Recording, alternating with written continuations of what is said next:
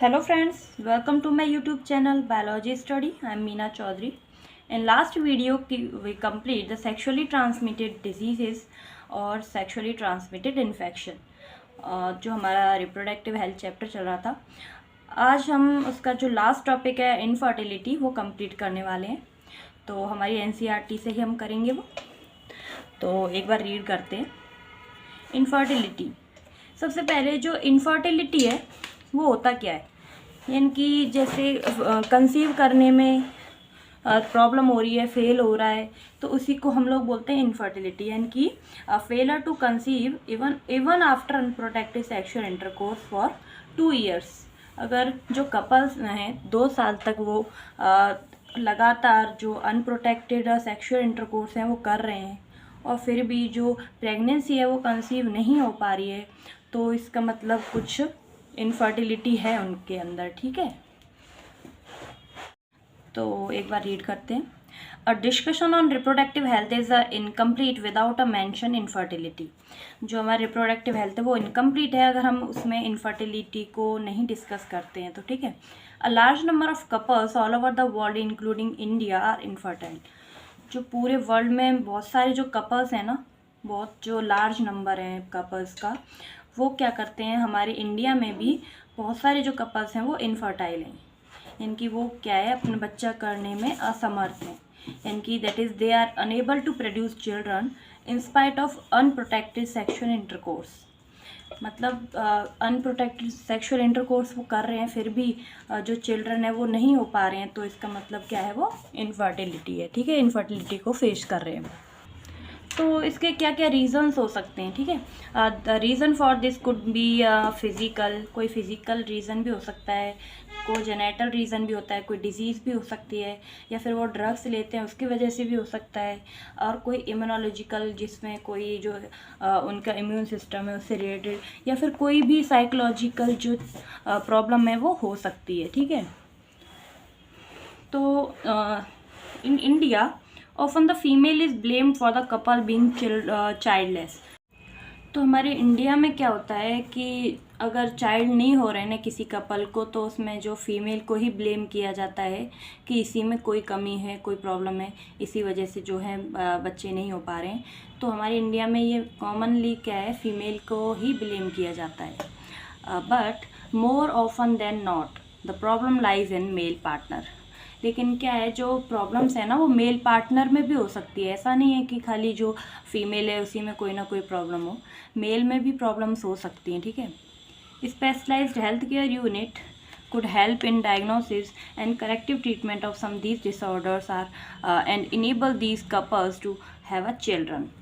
तो बहुत सारे जो करेक्टिव ट्रीटमेंट्स हैं वो क्या किए जा रहे हैं ताकि जो ये डिसऑर्डर्स हैं उनको क्या किया जाए, करेक्ट किया जाए। ठीक है, तो ये हम देखते हैं कि जो मेल है ना उनमें किसकी वजह से जो इनफर्टिलिटी है वो हो सकती है। तो जो मेल है उसमें होता है एजोस्पर्मिया। एजोस्पर्मिया क्या होता है, जिसमें कि स्पर्म बनते ही नहीं है मेल में। ठीक है, और सेकंड इसमें होता है ओलिगोस्पर्मिया, जिसमें क्या होता है, ओलिगोस्पर्मिया में जो स्पर्म का काउंट है वो लेस होता है, यानी कि कम स्पर्म बनते हैं। ठीक है, लगभग 20 मिलियन से भी कम बनेंगे। ठीक है, पर ml में। थर्ड है इसमें एस्थीनोस्पर्मिया। एस्थीनोस्पर्मिया में क्या होगा, जो स्पर्म टेल है ना वो वर्क नहीं करती है प्रॉपरली। ठीक है, तो जो स्पर्म है वो क्या हो जाता है, नॉन मोटाइल हो जाता है। और फोर्थ इसमें प्रॉब्लम्स हो सकती हैं स्ट्रेस की वजह से भी, और कुछ जो साइकोलॉजिकल रीजंस हैं, कुछ एडिक्शन है जैसे ड्रग वगैरह लेते हैं। ठीक है, ये अपने अभी देखा था, ये सारी कुछ मेल्स में हो सकती है प्रॉब्लम्स। और जो फीमेल्स हैं उनमें क्या क्या हो सकता है, जैसे फीमेल में हार्मोनल डिसबैलेंस हो सकता है, जिसमें क्या होता है, जो एफएसएच का लेवल है वो कम हो जाता है, जिससे कि अगर एफएसएच लेवल ही कम होगा तो जो प्रेगनेंसी है वो कंसीव नहीं हो पाएगी। ठीक है, और इसमें क्या हो सकता है, जो फेलोपियन ट्यूब है अगर वो ब्लॉक्ड हो तो भी जो इनफर्टिलिटी है उसको फेस करते हैं कपल, क्योंकि अगर फेलोपियन ट्यूब ही ब्लॉक्ड है तो इसमें क्या होगा कि जो ओवा है और जो स्पर्म है वो नहीं मीट कर पाएंगे और इसकी वजह से फर्टिलाइजेशन नहीं हो पाएगा। थर्ड इसमें होता है एंडोमेट्रियोसिस। फोर्थ है स्ट्रेस एंड उसके बाद एडिक्शन। ये सारे ही मेल में भी हो सकते हैं और फीमेल में हो सकते हैं, ठीक है। ये जो कुछ मैंने मेल के बताए थे जो स्पर्म के रिलेटेड थे, और फीमेल में जो है फैलोपियन ट्यूब से हार्मोनल डिसबैलेंस और जो स्ट्रेस एडिक्शन है, ये तो दोनों में ही कॉमन है, ठीक है। तो यहाँ से भी रीड कर लेते हैं। However where such corrections are not possible. तो इसमें क्या है, कुछ जो ट्रीटमेंट के द्वारा करेक्ट किए जा सकते हैं, लेकिन जो कुछ जो प्रॉब्लम्स है वो करेक्ट नहीं की जाती हैं। जैसे कि अगर the couple could be assisted to have a children through certain special technique commonly known as assisted reproductive technology. तो जब ये करेक्ट नहीं किए जा सकते कुछ ट्रीटमेंट से, तो इनमें क्या ये जो कौन सी है, ART क्या होती है, असिस्टेड रिप्रोडक्टिव टेक्नोलॉजी। ये क्या करते हैं, इनके द्वारा जो मेल है फीमेल हैं उनमें कोई कमी होती है तो डायरेक्टली इन विट्रो फर्टिलाइजेशन करवा दिया जाता है, ठीक है। ये इनकी टेस्ट ट्यूब के माध्यम से, या फिर जो ओवा है उसको बाहर निकाल के जो लेबोरेटरी है उनमें इनको क्या किया जाता है, फर्टिलाइज किया जाता है, और आगे जो फीमेल है उसमें क्या किया जाता है, इंसर्ट कर दिया जाता है। तो कुछ जो टेक्निक्स हैं वो कौन कौन सी हैं। ART में फर्स्ट है इन विट्रो फर्टिलाइजेशन, जिसको हम बोल सकते हैं टेस्ट ट्यूब बेबी।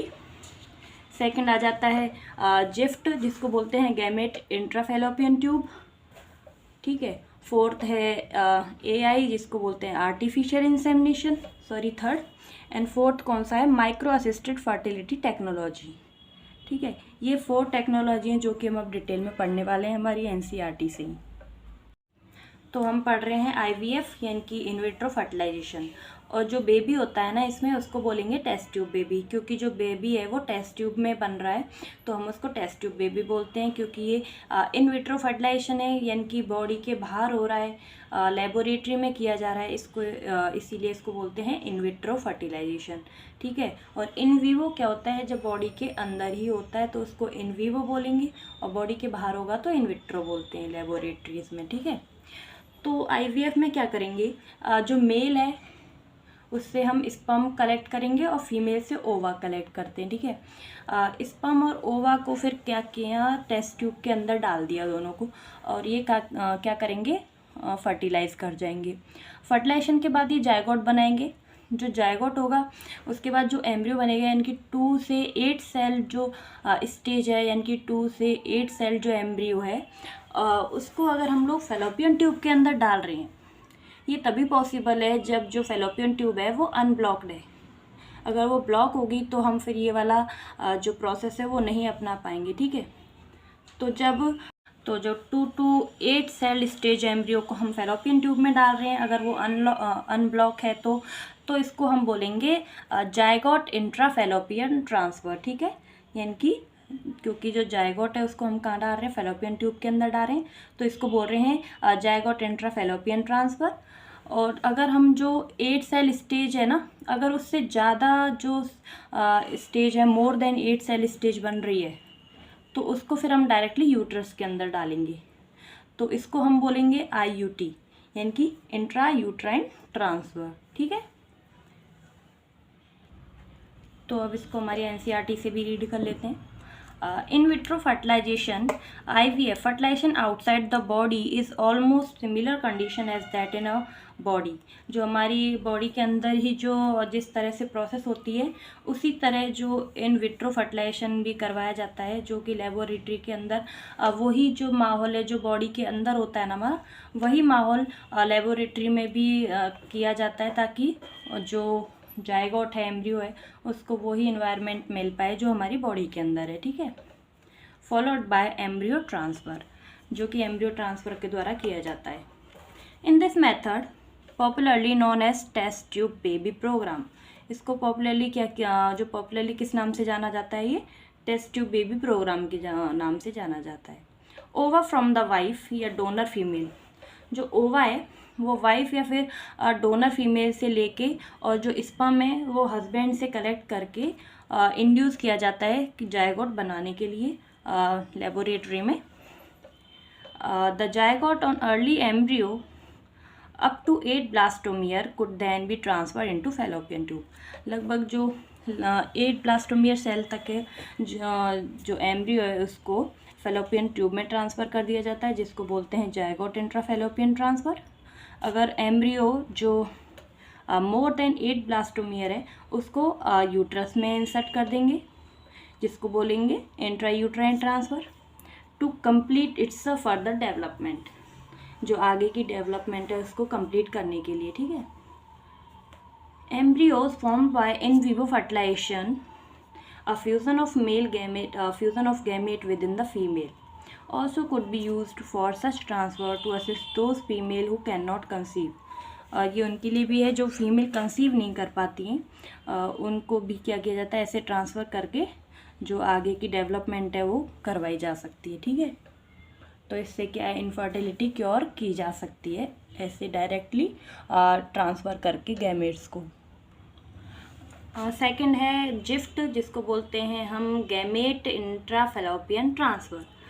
ये क्या है, एक तरह से इन विवो है, क्योंकि जो फीमेल होती है ना वो कैपेबल होती है, फर्टिलाइजेशन भी करवा सकती है, बच्चे को पैदा भी कर सकती है, उसके अंदर वो इन्वायरमेंट होता है, लेकिन जो एग है ना उसमें गैमेट भी नहीं बन पाता है। तो इसीलिए इसमें क्या होता है, जो गैमेट होता है यानी कि एग है उसको हम बाहर से जो फीमेल की बॉडी के अंदर ट्रांसफ़र करवाते हैं। तो इसको भी हम लोग क्या करवाते हैं, चाहे तो उसकी फेलोपियन ट्यूब में भी डाल सकते हैं और उसको हम उसके यूट्रस में भी डाल सकते हैं, ठीक है। अगर हम फेलोपियन ट्यूब में डाल रहे हैं तो वही जो 8 सेल स्टेज तक के ही डाल सकते हैं, और उससे ज़्यादा स्टेज हो जाती हैं तो हम उसको यूट्रस में डाल देते हैं, ठीक है। तो जो एग है वो डायरेक्टली जो फीमेल है उसकी बॉडी की फेलोपियन ट्यूब में डाल दिया जाता है। तो इसी को हम लोग बोलते हैं गिफ्ट, यानी कि गैमेट इंट्राफेलोपियन ट्रांसफ़र, क्योंकि जो फीमेल है वो फर्टिलाइजेशन भी कर सकती है और मतलब जो बच्चे को डिलीवर करने के लिए जितनी भी डेवलपमेंट है बच्चे की वो सारी हो सकती है उसके अंदर, लेकिन जो गैमेट का फॉर्मेशन है ना वो नहीं हो पाता है। इसलिए जो एग है उसको बाहर से डाल दिया जाता है उसकी फेलोपियन ट्यूब में, और जो स्पर्म है वो फादर से फेलोपियन ट्यूब के, मतलब इसमें अगर एग हम डाल देते हैं फीमेल की बॉडी में तो वो क्या कर सकती है, अनप्रोटेक्टेड सेक्सुअल इंटरकोर्स भी कर सकती है, या फिर हम डायरेक्टली उसको इंजेक्शन के माध्यम से भी स्पर्म को पहुंचा सकते हैं उसकी फेलोपियन ट्यूब में। तो उसके बाद फर्टिलाइजेशन हो जाएगा और जो नॉर्मल आगे की डेवलपमेंट है वो फीमेल की बॉडी के अंदर ही हो जाती है, इसीलिए इसको हम बोलेंगे इन विवो फर्टिलाइजेशन, ठीक है। अब हमारी एनसीईआरटी में क्या लिखा है उसको रीड करते हैं। A transfer of an ovum collected from a donor into the fallopian tube, that is a gift, gamete intrafallopian transfer of another female who cannot produce one। जो फीमेल है अगर गैमेट प्रोड्यूस नहीं कर पा रही तो उसको जो डोनर फीमेल है उससे लेके जो एग है उसकी फेलोपियन ट्यूब में ट्रांसफ़र कर दिया जाता है, but can provide suitable environment for fertilisation. लेकिन वो फर्टिलाइजेशन के लिए सुटेबल इन्वायरमेंट प्रोवाइड कर सकती है जो फीमेल है, ठीक है, लेकिन सिर्फ जो गैमेट है ना उसको डेवलपमेंट वो नहीं कर सकती। And further development is another method attempted. तो इसमें क्या हुआ था, जो फीमेल है वो गैमेट का फॉर्मेशन नहीं कर पाती, जो कि उसको बाहर से दे दिया जाता है डोनर फीमेल से, और उसके बाद जो आगे का प्रोसेस है फर्टिलाइजेशन और जो एम्ब्रियो के लिए जो डेवलपमेंट के लिए जो भी एनवायरनमेंट चाहिए वो सब प्रोवाइड कर सकती है, ठीक है। तो नेक्स्ट है हमारी ICSI, जो कि क्या है, इंट्रासाइटोप्लाज्मिक स्पर्म इंजेक्शन। इसमें क्या है, सिर्फ एक ही स्पर्म की ज़रूरत पड़ती है इस प्रोसेस के लिए। तो इसमें क्या होगा, जो फीमेल है ना, फीमेल का ओवा लिया जाता है जो कि जोना पेलुसिडा से कवर हो, यानी कि जिसके ऊपर जोना पेलुसिडा वाली लाइनिंग या लेयर प्रेजेंट हो, उसको वो हम ओवा ले लेंगे और मेल से स्पर्म को लेते हैं एक इंजेक्शन के थ्रू। उसके बाद क्या किया जाता है, जो फीमेल का ओवा था ना उसमें जो माइक्रो इंजेक्शन के थ्रू स्पर्म को जो ओवा है उसके साइटोप्लाज्म में डाल दिया जाता है, जो जोना पेलुसिडा की लाइनिंग थी उसको पेनिट्रेट करते हुए ये इंजेक्शन के थ्रू जो साइटोप्लाज्म है ओवा का उसके अंदर डाल देंगे। और उसके बाद जो मेटाफेज सेकंड जो रुकी हुई थी ना, वो क्या मियोसिस सेकंड जो रुकी थी मेटाफेज में, वो क्या हो जाती है यहाँ पे कंटिन्यू हो जाती है। उसके बाद जो ऊटेड बन जाता है, ऊटेड बनने के बाद जो स्पर्म और ऊटेड का फ्यूज़न होता है तो फर्टिलाइजेशन होता है। उसके बाद फिर जो जायगोट है वो बनता है, फिर गैमेट, जायगोट के बाद एम्ब्रियो बनेगा, उसके बाद जो नॉर्मल प्रोसेस है वो स्टार्ट हो जाएगी, ठीक है। तो इसमें क्या था, सिर्फ एक ही स्पर्म रिक्वायर्ड था इस टेक्निक के लिए, जो कि स्पर्म को डायरेक्टली जो ओवा था ना उसके साइटोप्लाज्म में इंसर्ट किया जा रहा था। ठीक है, तो इसको हमारी एनसीईआरटी से रीड करते हैं। Intracytoplasmic sperm injection is another specialized procedure to form an embryo in a laboratory in which a sperm is directly injected into the ovum। यानी कि ये भी एक लेबोरेटरी प्रोसेस है जो कि क्या है, इन विट्रो है। इसमें जो स्पर्म है उसको डायरेक्टली इंजेक्ट किया जाता है ओवा में। Infertility cases either due to a inability of male partner to inseminate the female और due to very low sperm count in the एजैकुलेट।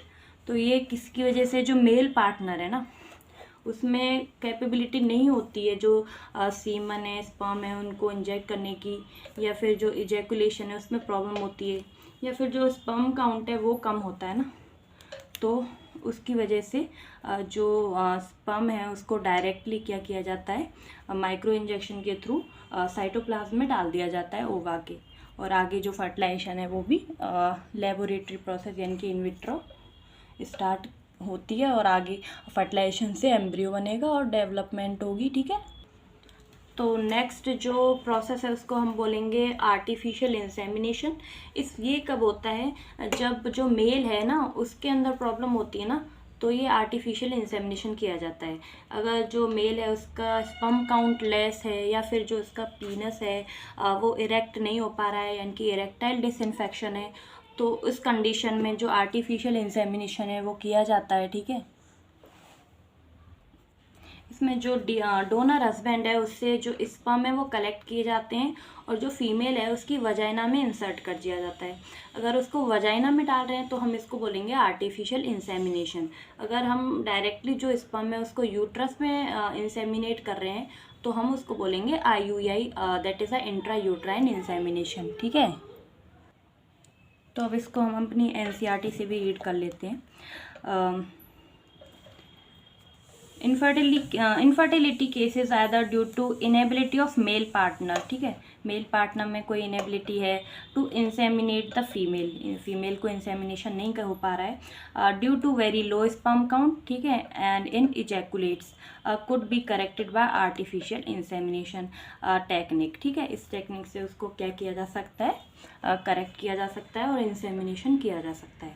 In this technique the semen collected either from the husband or a healthy donor is artificial introduced either into the vagina or into the uterus। ठीक है, तो अगर uterus में हो रहा है तो इसको क्या बोलेंगे, इंट्रा यूट्राइन इंसेमिनेशन। तो जो भी इनफर्टिलिटी के लिए जो ये टेक्निक्स थी करेक्ट करने के लिए ट्रीटमेंट, ठीक है, तो ये हमने चारों टेक्निक कंप्लीट कर ली हैं, जिसमें हमने कौन कौन सी देखी थी, जो इन विट्रो फर्टिलाइजेशन है जिसको हम टेस्ट ट्यूब बेबी भी बोलते हैं। सेकंड हमने पढ़ी थी जिफ्ट, जिसको हम बोल रहे थे गैमेट इंट्राफैलोपियन ट्रांसफ़र। थर्ड है हमारा intracytoplasmic sperm injection, and fourth हमने देखा आर्टिफिशियल इंसेमिनेशन। ठीक है, ये चारों टेक्निक्स हमने कवर कर लिए। Now last para, through options are many, all these techniques required extremely high precision handling by specialized professionals and expensive instrumentation। तो ये जो टेक्निक्स है ना वो क्या होती हैं, बहुत ही स्पेशलाइज जो प्रोफेशनल्स हैं उन्हीं के द्वारा हैंडल की जा सकती हैं। ऐसा नहीं है कि तुम कहीं भी जाके कभी भी ऐसा कुछ करवा सकते हो, तो इनमें हाई रिस्क भी होते हैं, इसीलिए जो प्रोफेशनल्स हैं स्पेशलाइज्ड होते हैं ना उन्हीं से ही जो एक्सपर्ट हैं वो ही ये काम कर सकते हैं। ठीक है, जो अच्छे डॉक्टर्स हैं। Therefore, these facilities are presently available only very few centers in the country। और जो ये फैसिलिटीज़ है ना वो हमारे कंट्री में अभी बहुत ही कम जगह पे जो अवेलेबल हैं। Obviously their benefits is affordable only a limited number of peoples. और जो इनका कॉस्ट है ना वो बहुत ही जो कम लोग हैं वो अफोर्ड कर पाते हैं, हर कोई इसको अफोर्ड नहीं कर पाता, क्योंकि ये 1-2 लाख में से कम की कभी नहीं होती। ठीक है, बहुत पैसे लगते हैं इनमें, तो ये हाईली कॉस्टली होते हैं।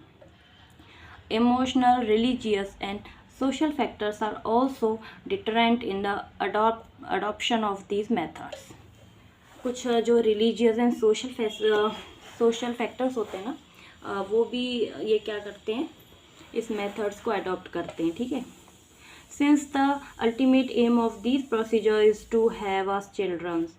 जो इसका प्रोसीजर का जो मेन एम है वो क्या है कि सभी के जो हैं सब पे बच्चे हों। ऐसा कोई भी कपल ना हो जिसके पास बच्चों की कमी हो, जो कि ये सुख ना ले पाए। तो इसीलिए ये प्रोसीजर्स टेक्निक्स चलाई गई थी कि सभी जो कपल्स हैं उनको बच्चों का सुख प्राप्त हो सके। Who would probably not survive till maturity unless take care of. Our laws permits a legal adoption and it as yet. जो हमारे लॉज हैं उन्होंने भी परमिट किया है इनको लीगली अडॉप्ट कर सकते हैं हम। One of the best method for couple looking for parenthood.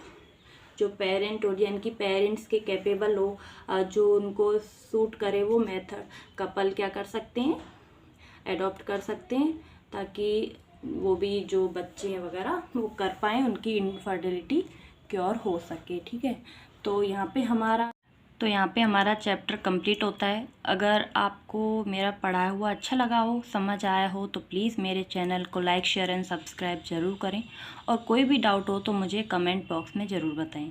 ठीक है, अब जो नेक्स्ट चैप्टर है वो हम अपने नेक्स्ट वीडियो में करेंगे। यहाँ पे हमारा रिप्रोडक्टिव हेल्थ कंप्लीट हो गया है। तो तब तक के लिए bye bye, take care, thank you.